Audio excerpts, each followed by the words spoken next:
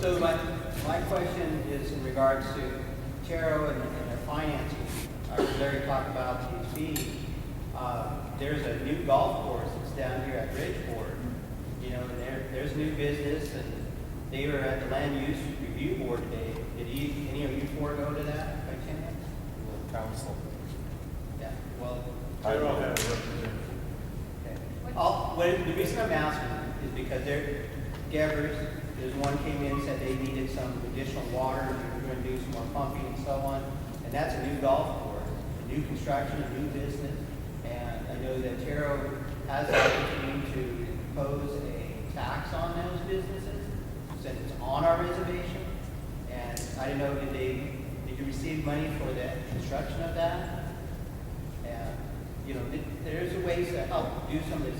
One of the things we struggle with here on our reservation is funding, money. And I mean, it's one of our resources. One of the things we have plenty of really is land. We have plenty, we have use of water and so on. We fight with everyone that is on or near a reservation about our water.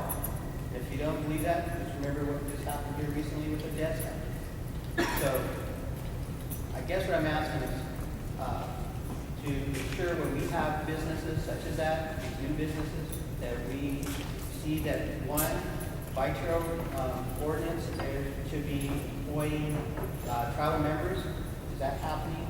And I don't need the answers now. I'm just making a statement, and I think this kind of information needs to be handed out regularly, either through our district meetings, on our successes. Again, we want to build on each of our successes, and that should be a success. And so I may be more privileged than others because I'm working at the tribe, and I do have to see a few things on a regular basis. You know, all of our buildings, all of our vehicles, you know, different insurances. If someone got tripped and it was our fault or whatever, you know, those claims come across my desk. I'm trying not to go too much into confidential information, but this should be what we do as a tribe as far as information. It should be common knowledge. But I won't say if, you know, someone tripped and followed, you know, tribal member such and such, you know, is suing the tribe or they had a claim. That's not right. That's breaching that confidentiality. But in the same essence, we need to understand what things cost, what successes we have, and how we're minimizing our risk and growing. I mean, we don't hear that enough. We do see some growth, but it's not always in your face kind of growth like the casino or the government center.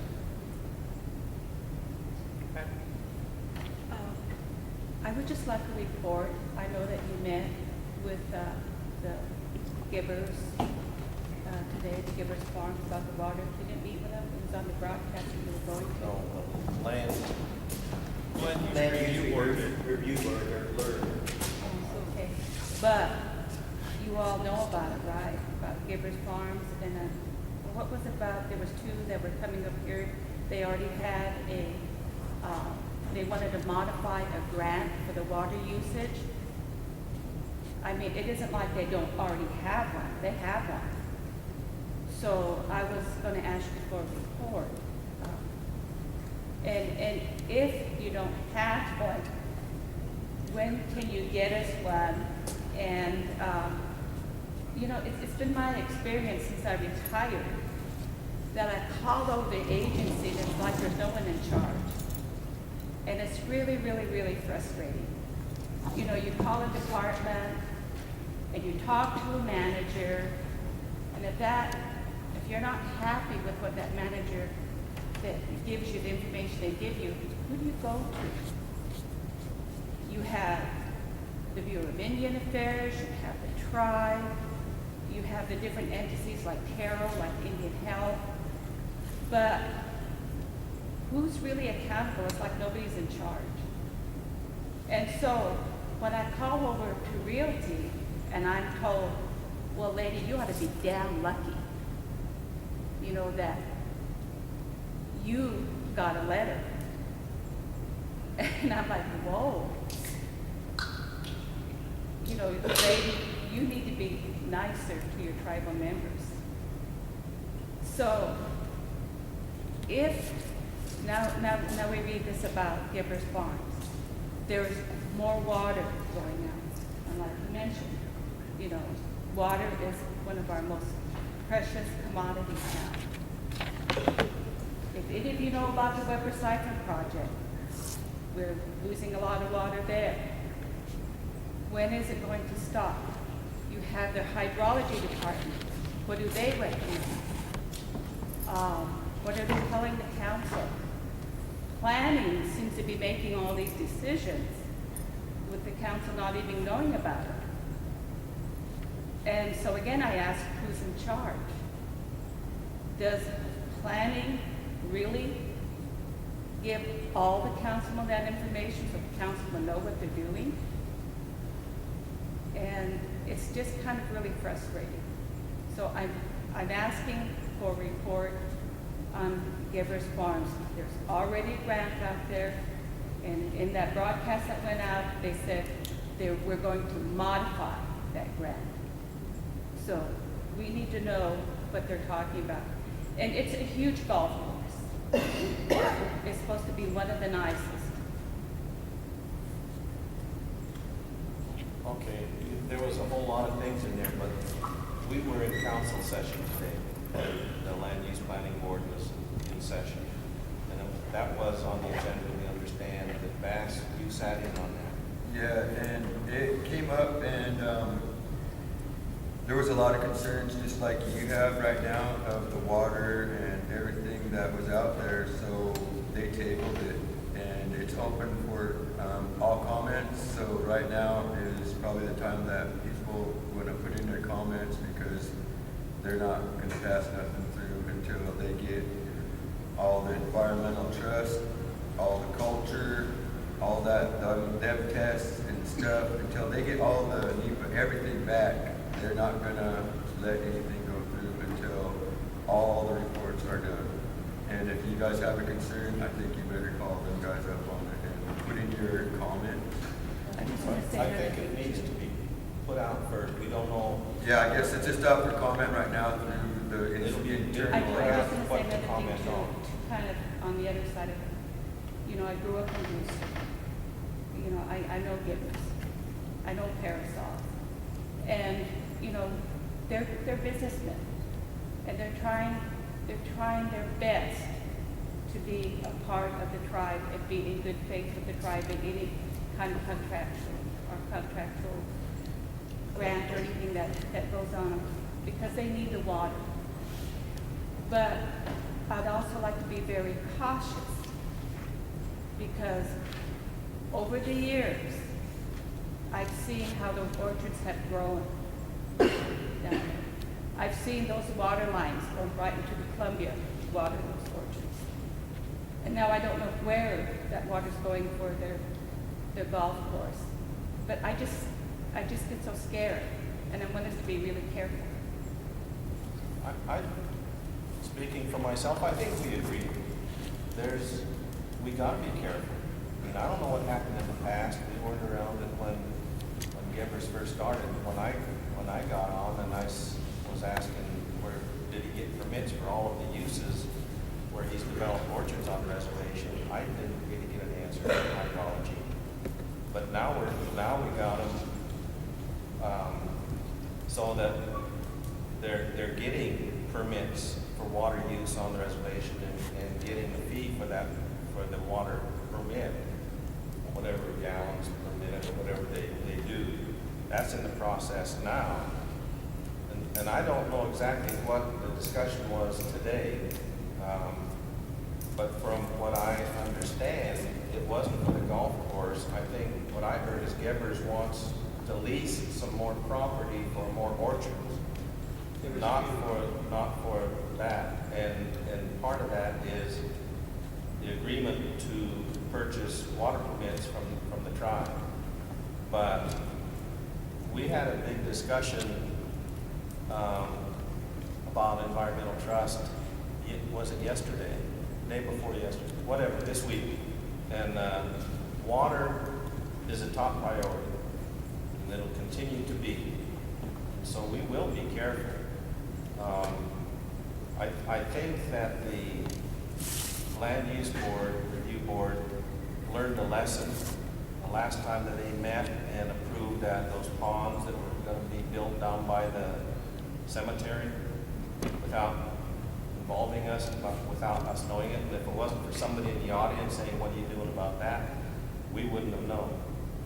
And so I think that, I hope, I gotta have faith that they did learn a lesson. There's some new members on that board, and they are taking the time. They tabled it because of they know it doesn't be controversial. And I don't think they'll bring us anything until they have something to bring us. So, you mentioned the BIA and realty. We're not over the BIA and realty. I wish we were, but we're not. But you are over realty now that those, part of those programs have gone over. Part of it, but there's still a lot of weaknesses in that whole process.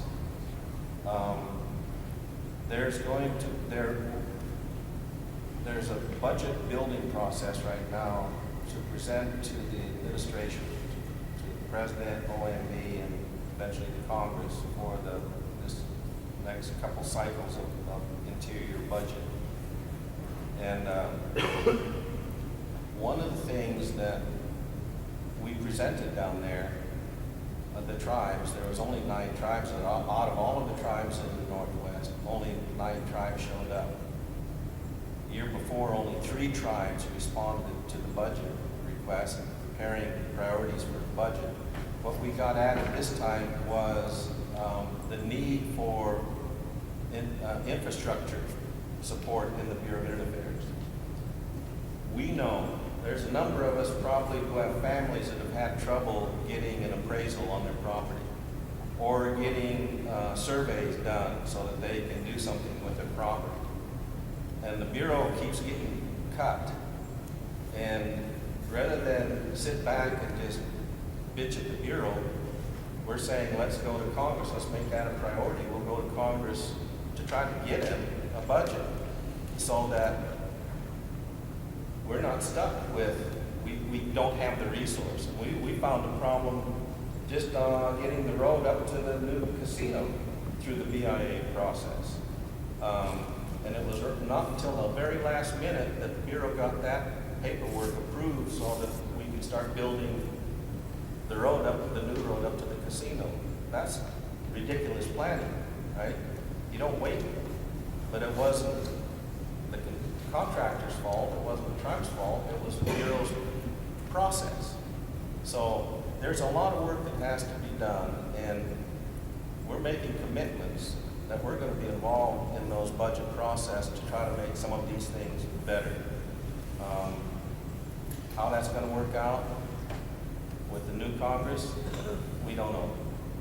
What's going to happen in 16 when we get another president, we don't know. All we can do is build them the best information and data that we can develop tribally, intertribally, to go out and sell. And that's what we're going to be doing. So you're right, there's a lot of problems. One of our problems, in my opinion, you mentioned a lot of different things. There's a lot of different things going on. As Mike says, we're a work in progress. I mean, we're doing more things now than we did ever when I was on there the first 15 years right now. There's so many things going on. Because now, for this last few years, there's been some money that we can do something with. So, coordinating it, getting it put in order, and who's on first and what's on second is kind of the situation. And so what we've been doing is getting people in a room and saying, how are we going to deal with it? We're going to have to continue to do that because we've grown so fast, so big. And it's been an experience for me just to sit there for the few months that I've been and just to see that difference from what it used to be like. When we used to maybe have 1 or 2 things at a time, today we're fighting over Columbia River. We're fighting over Tecumseh. We're fighting over, there's an outfit that's trying to get in court to keep us from fishing, our people from fishing down on Isaac. We're gonna be involved in that. We got, a fight in Olympia over our regional support networks, which is mental health, where if somebody is going crazy, we can't get them placed in a facility without going through that program. And in some places, they got the person that can do the placement is either living in Twist or living down in Ephrata. How do we change that? How do we lobby to get our seat at the table next to the county commissioners that are over that project? How do we sell the state legislature to be able to do that? So we have a lot of things that, besides just what you're hearing and your experiences, that are coming across the table every day. And we've got to get organized both statewide and national-wide with the new election. And so we've been spending a lot of time prioritizing where's our battles. Who has what resources to fight this battle, this battle, this battle. It's been an interesting process, and so that's what we're facing. If it looks like we're chasing our tail, we probably do look like that. But we think we're going to go one way, and then something happens somewhere, or somebody files a suit, or some bill comes up that has some language in that scares the hell out of us. Then we got to quit back to go deal with this fire. I think what the Gibbers thing is that just from sitting back and listening into the community and listening to family talk about it, a lot of it is that they're really growing a lot and they're really moving our water around a lot, because that really started a couple years ago when they started putting those lines on the sidewall and everything like that.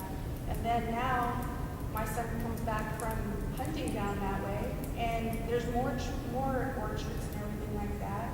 And then, listen to Darnell, there's plants that are being, our traditional plants that are, that grow in that area that are being destroyed and not being taken care of. And then they keep on coming back wanting more and more of our land because they can't go on their side and buy it. They want to come more on this side. And then the other thing is they don't really offer anything to our tribe of, like the fish farms last year gave turkeys to everyone. Gibbers Farms, said, oh yeah, we have these grants for our kids to apply for or whatever. Oh yeah, we'll offer a job, but it's not announced anywhere. They say they get good lip service, but really they don't really do anything. And now our most valuable commodity of our water and our water rights, they want it. And they're like, oh, we're doing you a favor. We're using your water rights for you so you can keep it going, or else you're going to lose it. So there's a lot of that lip service that's going on, and a lot of people in the community are waking up more and more. That's all I got to say. And that's good things to respond with. I was shocked when some of the councilors down there just before I got out. And it isn't just the golf course. It's back in the canyon back there. They're building up on the hillside. They put in a lot of cabins for workers. They bring in people from foreign countries to work their harvests. I voted against this golf course thing because of the water. That water is ours. And it's coming out of the Okanagan as well as for their workers. And every ounce that they take is taken away from them, as far as I'm concerned. But a lot of what they're doing, how they're able to do it, is individuals are selling their land to them. So mainly what they're getting from the tribe is the right of way through our land to get to their land. There's a lot too. And those things we can stop by not permitting it. But it is a huge problem, and I don't think that half the tribal members even recognize how much land that is involved down there along the Columbia and the Okanagan with the Gibbers.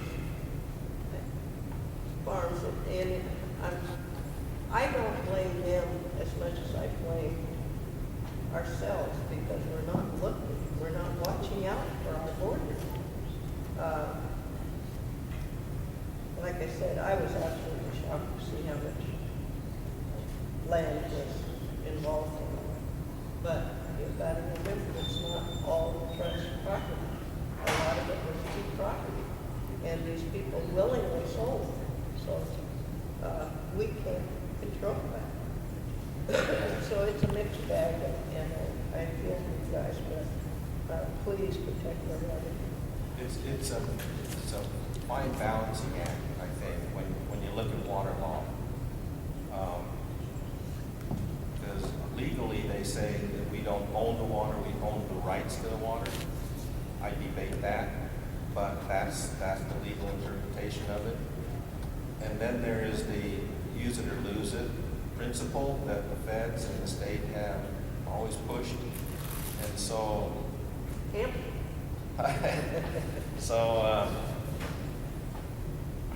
we don't find a way to document the use of the water, we're going to have that threat of losing it. So that's the balance that we got to find. Because we're not developing the land. We have tribal land down there, but we haven't developed it. I mean, when we started talking about development for vineyards years ago, we got our butts kicked because what do we know about wine? What do we know about grapes? And it's going to take a certain amount of time to make a profit on it, so we don't support it. But if we don't start developing our own so that we have a need for that water that we can document, we're going to be in trouble in the future. Maybe not next year or 10 years, but in the future. I'll come to you, honest to God, I will. Because there's already plans. I'm telling you, there's already plans from the Southwest to move water from the Northwest down to Arizona and California. They've been in existence since the 60s, right? The West Wine Water Study. And so pressure is going to continue to come on to us harder and harder every year, or every 5 years, or every 10 years. And so we got to be ready. There's a lot of things that we got to do to prepare our house for that battle. Okay. So you said you're already monitoring the usage of that water. No, I said we have to. I thought we were already. I don't know, because I don't know I what thought was, there was I don't already know a what was tracking approved monitor in before. place to track the amount of Hydrology water. should be, but Okay. could I go?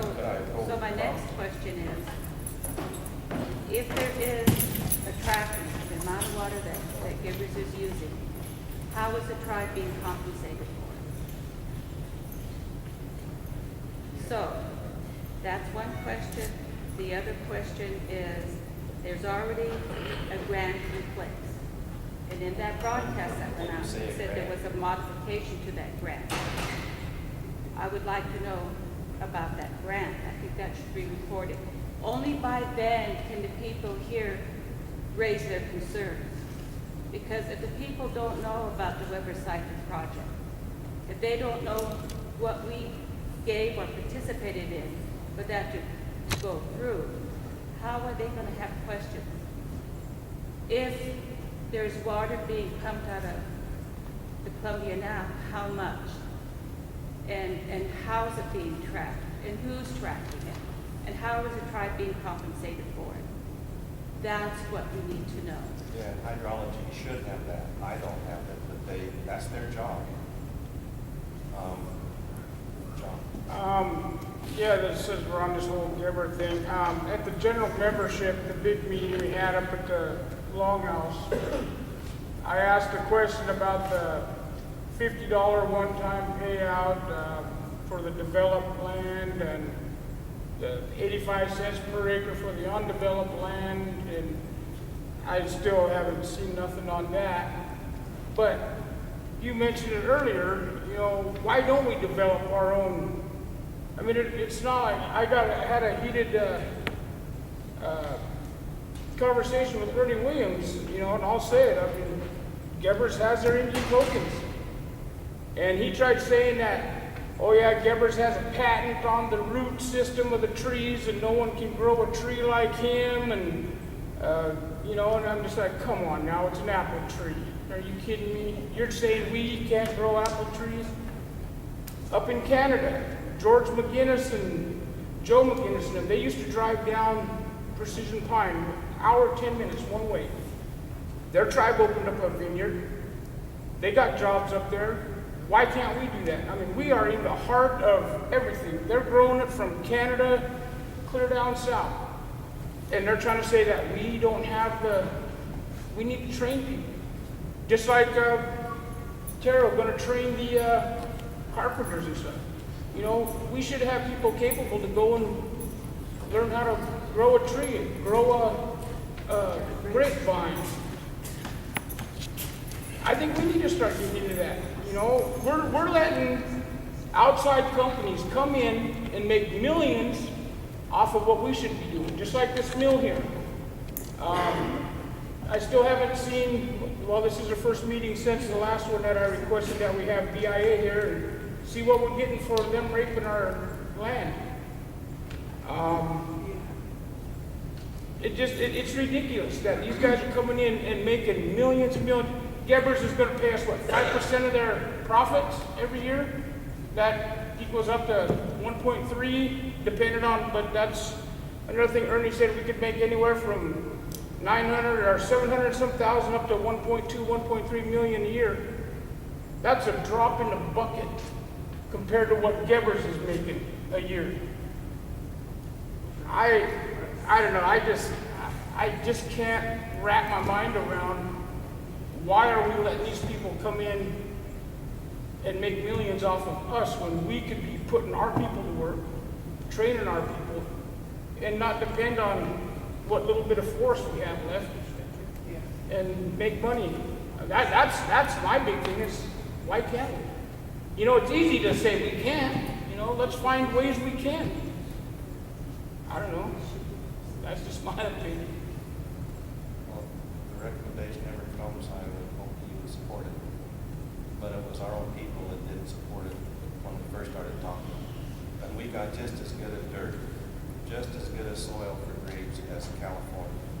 We've had tested, we're just as good or better than Napa Valley. We just haven't had the support to invest in it and take the time and the gamble on maybe we've grown up enough that we do today. So start your vineyard and we'll support you, John. Okay? I won't tell you the Somebody secret. else.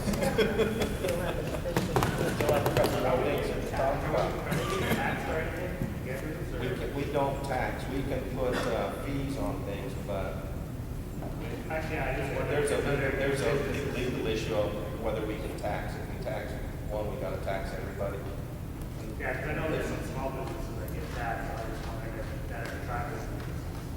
So I was just wondering if a big golf course like that, if we get anything, if you know that golf course makes $25,000 a day. So I mean, that's a lot of money. I mean, you guys are golfers, you guys. No, you're the golf. Well, I mean, you guys go out there. Yeah. You're calling the wrong person. You know, they charge $150 a person, you know, that's $600 every 10 minutes. But the whole tax issue is a real legal issue that if we started and we don't have the best case, where that hurts. So, but we can programs or things like tarot on certain things can put fees on things. So that's the safest way until they figure out a new thing. Not just like, nobody even knew that was going up there. I asked the person that was in the planning before, and they're saying, there's another golf course there. I'm trying to like buy it. They don't even know what's being built on our reservation. You know, And that's wrong. that's what bothers me. I see all the development happen on that side of the river. There's nothing being built on our side. I don't know. This is not me. Well, we got some other things that we'd like to get some input from. We can change subjects. Please. I'd like to recommend that, of course, the golf course reduce their fee.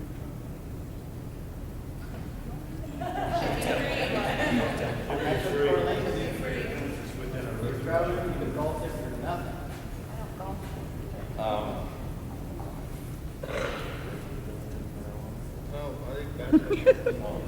I know, I just had to, you know, we all know that they came in and they built these dams on our reservation. We're talking about water rights and all that other stuff, but to get these developments, we're gonna have to get water from that dam somehow, and I know that they probably had it in there some time ago to put some irrigation water for our people and stuff like that, you know, and they wanna ship all this water down to Arizona and stuff. Well, why can't they ship it right through our reservation where our people can use their farming because our electricity is so high?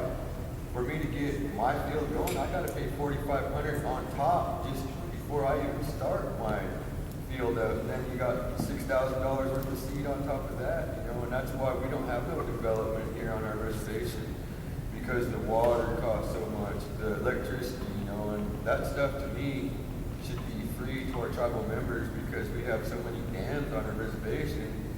Is that a fight that we can bring to Congress and ask them to put some money towards putting a canal through our reservation to make us some water, you know, to use our water rights, Give us some. to develop it, you know? I mean, I'm assuming there was some kind of agreement made with the Cooley Dam. I know that we lose our rights when we made an agreement with them because they shipped all our water to Moses Lake. Well, why can't they ship some this way?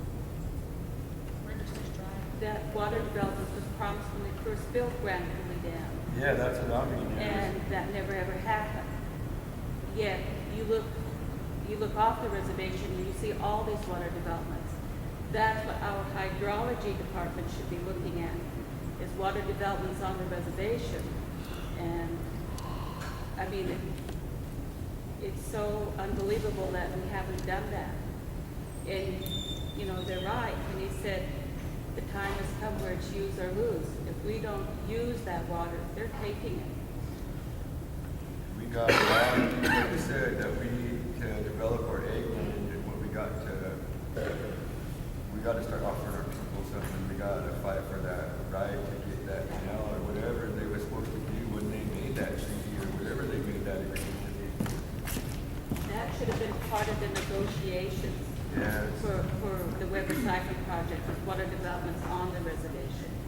Instead, we got fish catchers, which they should have been providing all along because they built the dams that stopped our fish from coming up to Columbia. That wasn't a new thing, you know. They should have been doing that all along.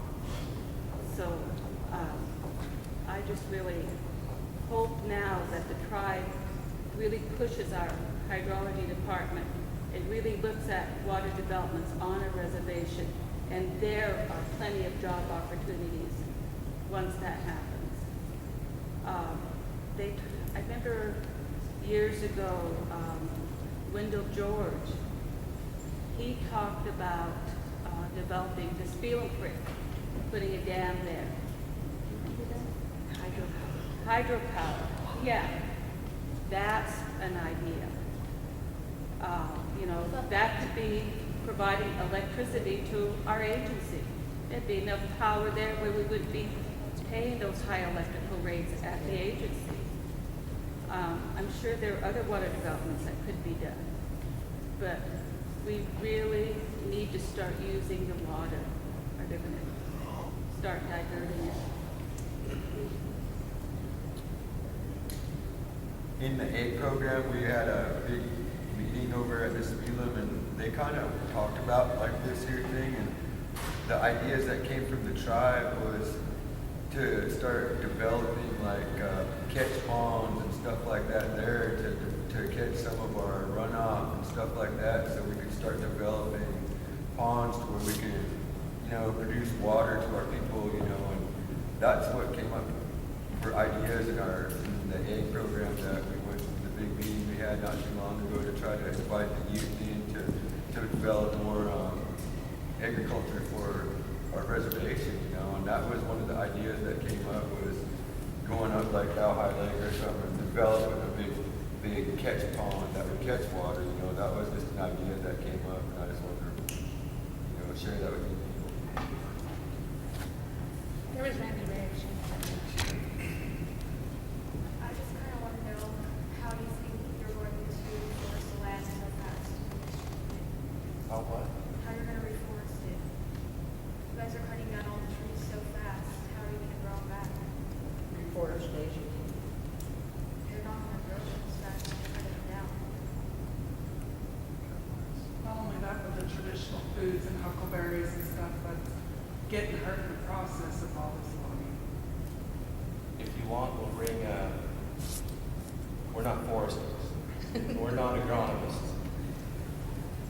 What we've been told is that, well, our forest is like a garden, right? And you gotta take care of it. You gotta weed it, you have to take care of it. If you have disease, you gotta deal with it. If you have, depends on how fast things grow, you're right. It grows really slow. Our particular trees grow really slow. What I think we should do is we should bring forestry over here and let them go through that process with you. So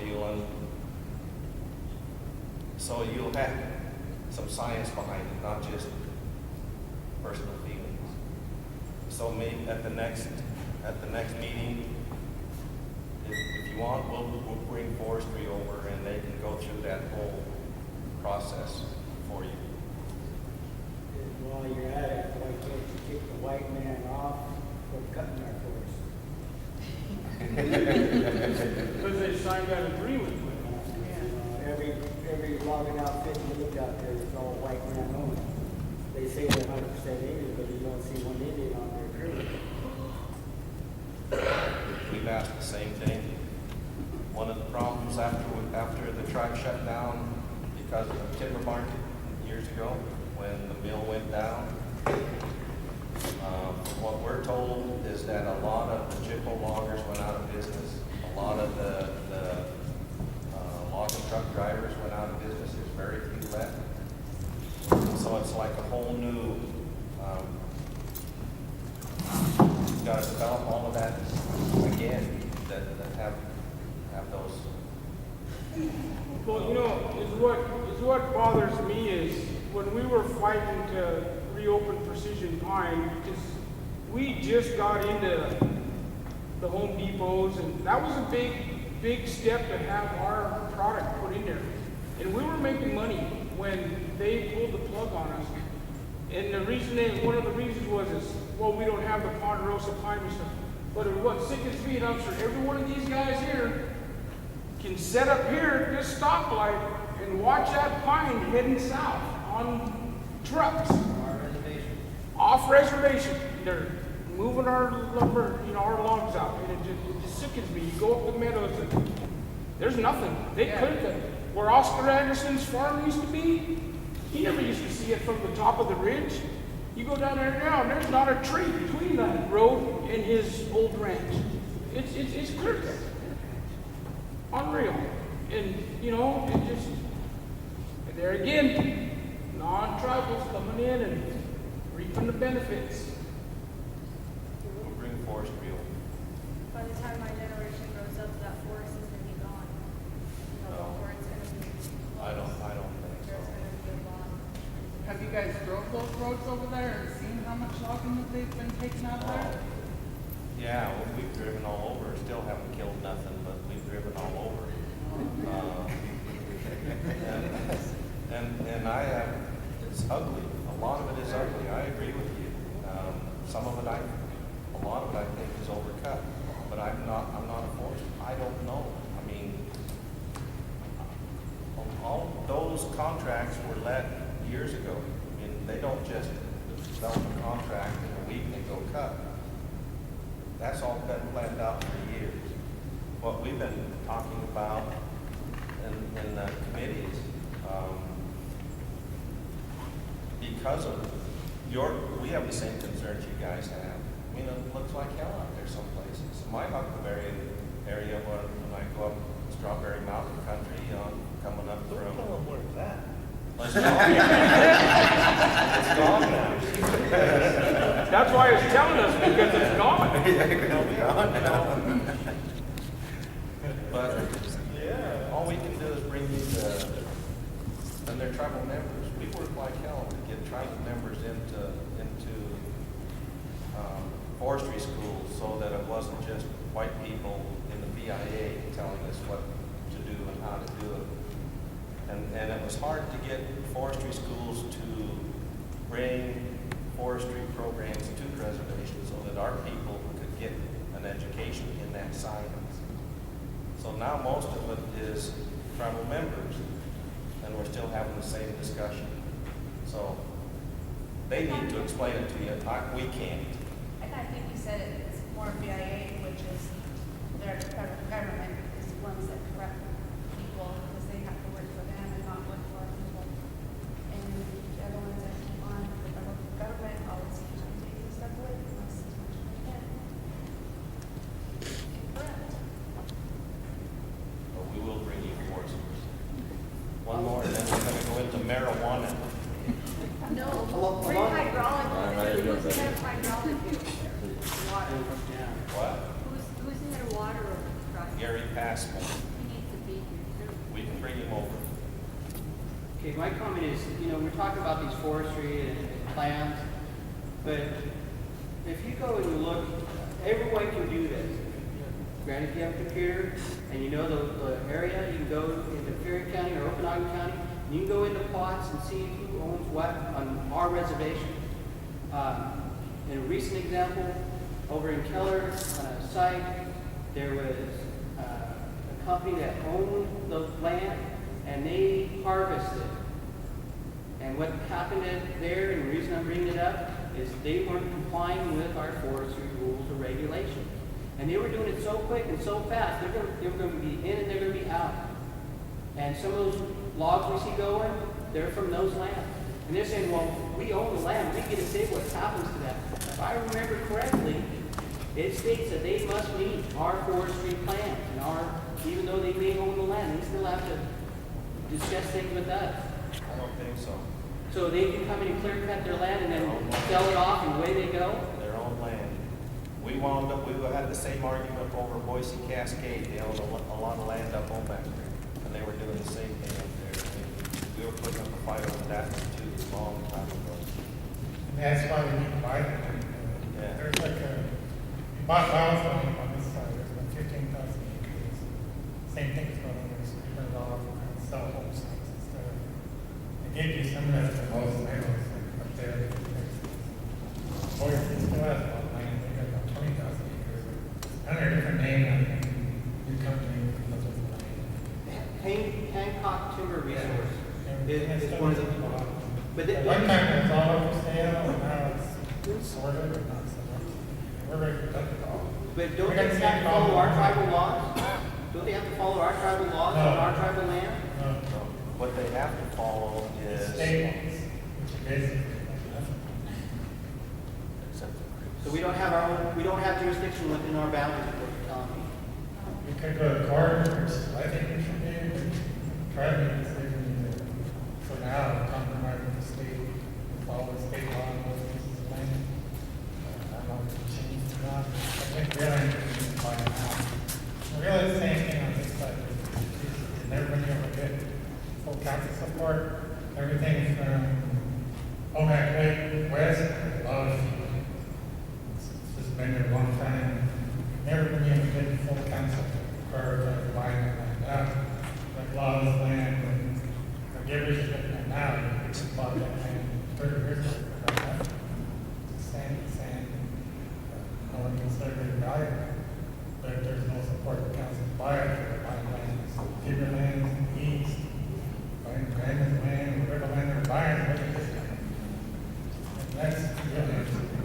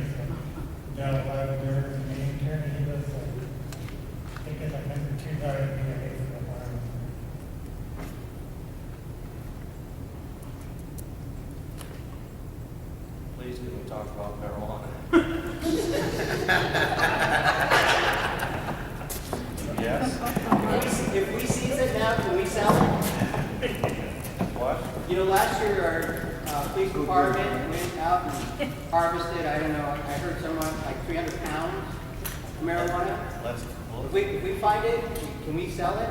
yeah. Not necessarily the tribe, not necessarily us individually, because we're not gonna go out and be scavengers, right? No, this is the whole thing that we wanted to bring to our district.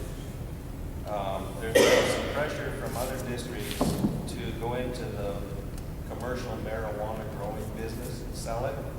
Not here on the reservation, not to our outlets, not to your store, but to Seattle and Denver. There was one other. I thought in Oregon. And what, because some of the people from the other districts are seeing there's probably a lot of money in it now that the state has passed a law legalizing marijuana. What held anything up on reservations is federal law. We haven't seen the actual document yet, but we have been told that the federal government is not going to enforce their federal law that would stop us from tribes getting into the business as a business, but it has to be in a controlled, licensed business. We know that there are some people who are opposed to it, and there's some people that are for it just because it could make a lot of money. I'm not getting to that, honestly.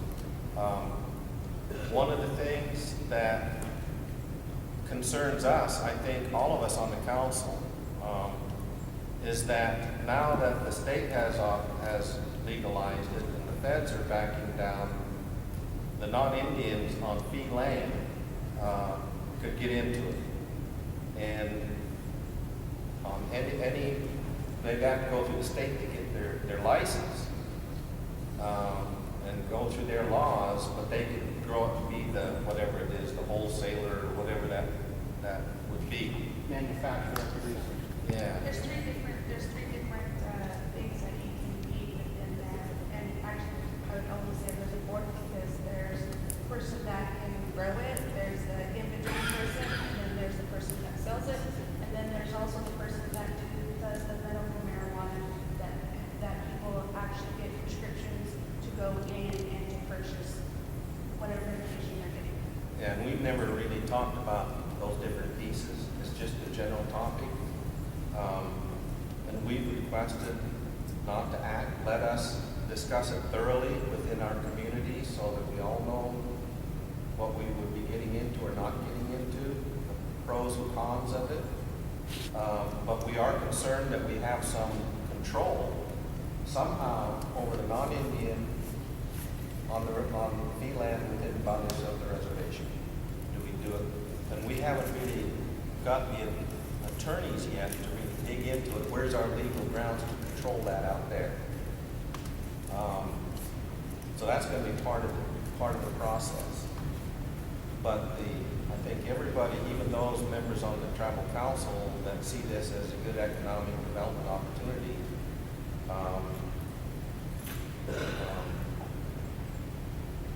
want to give the time for a good discussion, and also are concerned about non-Indian, our jurisdiction over non-Indian. Somehow we got to figure that out. So the first one, hand up was there. Well, I have two questions with that.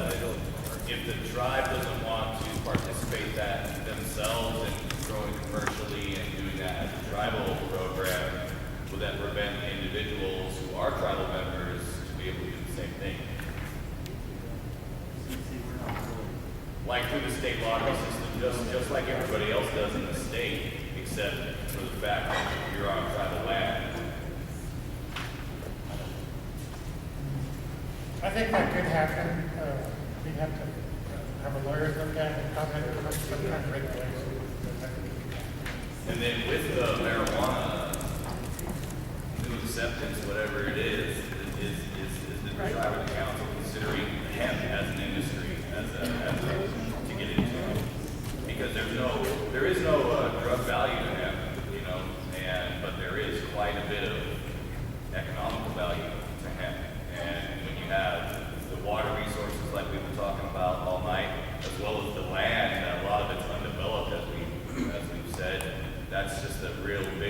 opportunity to be in an industry that's not only been around for a long time, but it makes more sense than not. Tribe officially hasn't really studied that. I know I've had staff in the tribe kind of research them on their own over the years. There's been some, like, well, there's files on Instagram, but it's kind of like individual projects. And then, just to go back in history, just talking to her about, I'm getting old, but my dad was, that was the kind of big business for thousands of years. Hemp cruise, There still is hemp farms in the United States that still operate today. It's just like, again, you know, they're actually more valuable than the marijuana as the recreational medicinal drug that they use it for. Hemp is a totally different entity in its own. It's just the same family of plant. It hasn't been brought to us by planning or Taro or. I think Billy just mentioned it maybe yesterday or something, but didn't really get into it. Well, I think that's kind of input we're looking for, is an interest in those should be looking at these things, and that sort of thing. That is. Well, to cover all this, I think we should get our Office of Reservation Attorneys to really look into taxing all these developments